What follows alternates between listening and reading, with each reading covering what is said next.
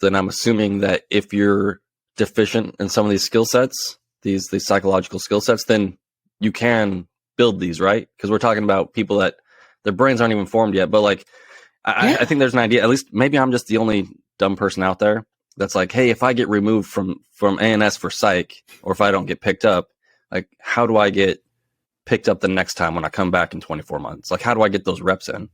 Yeah, that's a really great point that you bring up. And it's actually something that as a program, assessment and selection has evolved to incorporate. You know, we're constantly leaning forward as a program and looking for ways to be better and more effective and more powerful in terms of bringing on the right people. One of the things that we do now is everybody that makes it to the end of assessment and selection, whether they get picked up or not, they're going to get pro dev feedback from a team. So a cadre and a psych sit together in a room with the candidate in front of them, and we'll tell you, here's how you performed. Here's what you were really good at. Here's where you're not so good.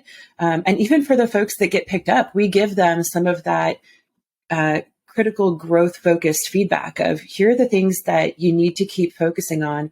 Just because you made it to the end of assessment and selection, right, you really just got a ticket to ride the pipeline. You know, you're not done yet. And for the students or the candidates that don't get picked up, it's important too that we tell them, hey, if you're interested in coming back and reassessing, which is for most folks a very high probability that they're going to do that and they want to do that, here are some specific things that you can start to work on. Maybe it's your critical thinking. Maybe you need to engage in more intentional problem solving type things so that your thought processes get faster.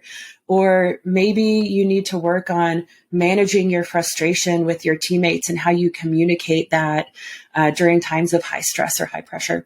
But we'll tell candidates, you know, what they can do to work on to come back and really put their best foot forward. I'm going down memory lane in my